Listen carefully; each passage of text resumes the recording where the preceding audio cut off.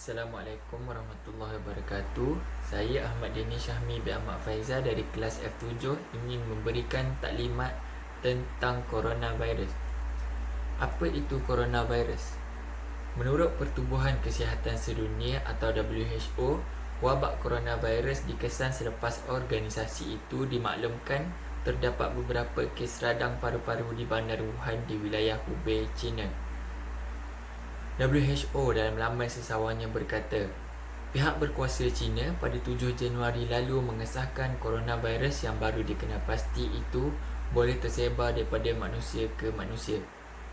Virus itu tidak sepadan dengan virus yang lain yang diketahui dan mencetuskan kebimbangan kerana tidak banyak yang diketahui mengenai virus ini, seperti tahap bahayanya dan bagaimana kesan jangkitannya terhadap manusia.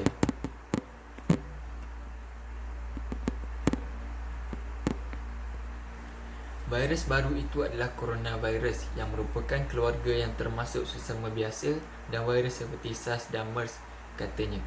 Virus baru ini buat sementara waktu dinamakan sebagai 2019 nCoV. Bagaimana coronavirus memberi kesan kepada manusia? Menurut WHO, coronavirus adalah keluarga besar virus yang menyebabkan penyakit daripada sesama biasa kepada penyakit yang lebih berbahaya seperti sindrom pernafasan akut teruk SARS dan sindrom pernafasan Timur Tengah MERS-CoV. Tanda biasa jangkitan termasuk gejala pernafasan, demam, batuk, sesak nafas dan kesukaran bernafas. Dalam kes yang lebih teruk, jangkitan boleh menyebabkan radang paru-paru, sindrom pernafasan yang teruk, kegagalan buah pinggang dan malahan membawa maut.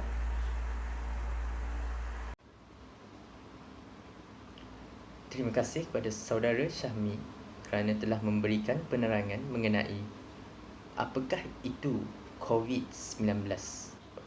Seterusnya, saya akan memberikan taklimat mengenai cara-cara virus ini berjangkit. Menurut sumber daripada Kementerian Kesihatan Malaysia, terdapat dua jenis cara virus ini berjangkit, iaitu yang pertama, dari haiwan kepada manusia. Virus ini berasal daripada haiwan dan menjangkiti manusia sekeliling. Dalam erti kata lain, virus ini telah bermutasi untuk meneruskan kemandirian spesiesnya dengan menjangkiti manusia sekeliling. Yang kedua, virus ini dapat merebak melalui manusia kepada manusia.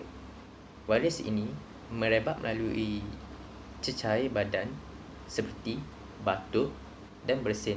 Contohnya, apabila individu lain batuk ataupun bersin, virus ini akan mendekati individu lain dan menjangkiti individu tersebut. Selain itu, virus ini juga dapat merebak melalui barang yang disentuh oleh pesakit. Apabila individu menyentuh barang yang disentuh oleh pesakit tersebut, individu itu berkemungkinan mendapat jangkitan virus ini. Seterusnya, kita akan bergerak pula kepada simptom-simptom individu itu dijangkiti COVID-19. Pesakit akan mula mengalami proses-proses seperti yang dinyatakan, iaitu pada hari pertama, pesakit akan mengalami demam dan keletihan, sakit otot dan batuk kering. Sebahagian kecil akan mengalami cirit-dirit. Seterusnya, pada hari kelima, pesakit yang berusia atau mengalami masalah kesihatan mungkin akan alami kesukaran bernafas.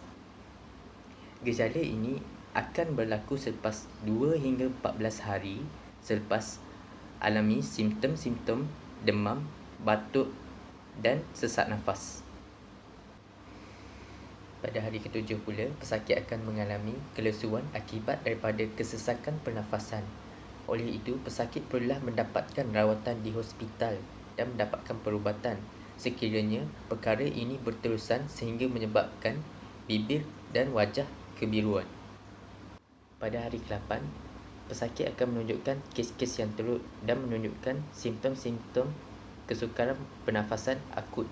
Pada masa ini, paru-paru tidak dapat membekalkan oksigen kepada keseluruhan badan dan kepada organ-organ yang penting. Pada hari ke-10 pula, pesakit akan mengalami kesukaran bernafas yang sangat teruk dan perlu dimasukkan ke unit penjagaan rapi. Pada hari ke-12 pula, demam akan mula berkurangan tetapi pesakit akan mengalami batuk yang lebih lama. Okey, seterusnya untuk langkah-langkah mencegah daripada dijangkiti COVID-19 ini, saya serahkan taklimat ini kepada saudara Anik untuk menerangkan langkah-langkahnya. Baiklah, seterusnya kita bergerak kepada langkah-langkah ataupun tips bagi memutuskan penularan wabak COVID-19. Perkara-perkara berikut merupakan beberapa saranan pihak kerajaan. Yang pertama ialah dengan menjaga penjarakan sosial. Seeloknya, elakkan bersalaman dan kita mestilah menjaga jarak sekurang-kurangnya 1 meter dengan individu lain. Menjaga penjarakan sosial ini termasuklah dengan tidak menghadiri sebarang majlis sosial seperti kenduri kahwin, serta elakkan menghadiri majlis-majlis keagamaan seperti ceramah di masjid dan sebagainya. Yang kedua, terus kekal di rumah jika tiada urusan di luar. Jika berkeperluan untuk keluar, hanya ketua keluarga sahaja yang dibenarkan untuk keluar rumah dengan mengenakan topeng muka. Seterusnya, sentiasa membasuh tangan menggunakan sabun. Jika berkeperluan untuk keluar rumah, kita sewajarnya menyediakan hand sanitizer bersama. Selain itu, segera dapatkan rawatan jika menghidapi gejala-gejala wabak seperti demam, gangguan pernafasan, sakit tekak, batuk-batuk dan badan terasa lesu ataupun lemah. Jadi, berdasarkan tips serta langkah-langkah yang diberikan, kami berharap agar semua dapat patuh dengan saranan-saranan berikut agar dapat sama-sama kita memutuskan penularan wabak COVID-19 ini.